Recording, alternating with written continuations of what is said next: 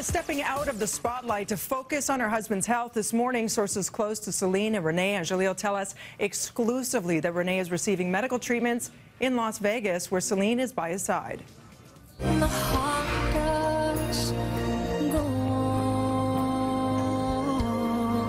Celine Dion's heart will go on, but the show might not.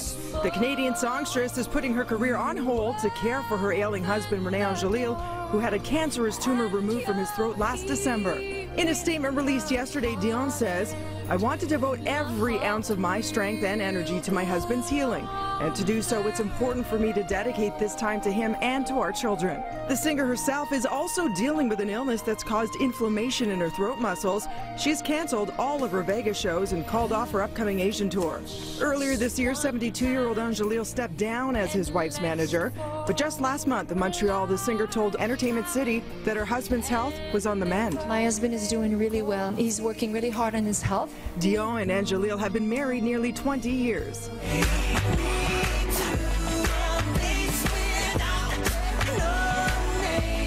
The video for Michael Jackson's new single takes us back in time with footage of the King of Pop from 1992.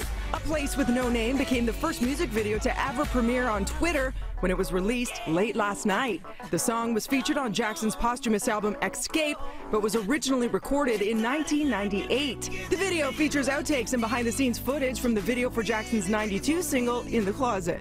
Look, these incredible 3D glasses. Put these on, get the news. The acting world is still coming to grips with the death of Robin Williams earlier this week. Last night in New York, the lights of Broadway were dimmed in his honor. And in LA, one of the comedian's former co-stars remembered him fondly, even as he struggled with the shocking loss. I couldn't believe it. I was numb. I didn't know what to say, and it took me a day to find the words to say something, because I was part of a wonderful movie, Mrs. Doubtfire, which is iconic and much loved. How about you, Mrs. Doubtfire? Oh, no, dear. I think they've outlawed whaling. Meanwhile, Williams' daughter Zelda is signing off social media after becoming the target of internet trolls. After the 25-year-old posted a heartbreaking tribute to her dad, negative responses prompted this follow-up tweet from Zelda. "Deleting this from my devices for a good long time, maybe forever. Time will tell. Goodbye."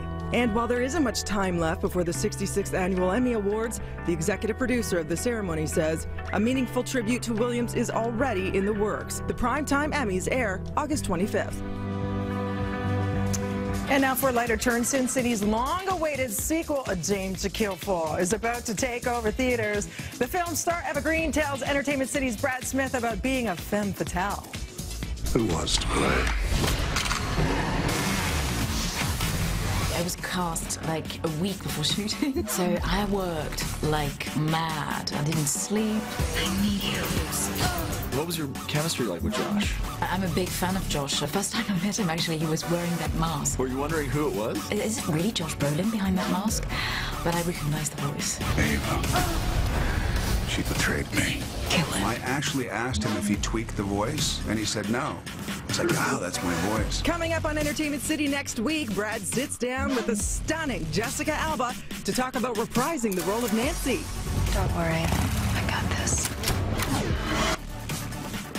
Talk about a sweet gig, Bradley. Will you be catching Sin City 2 in theaters? Tweet us at InCity.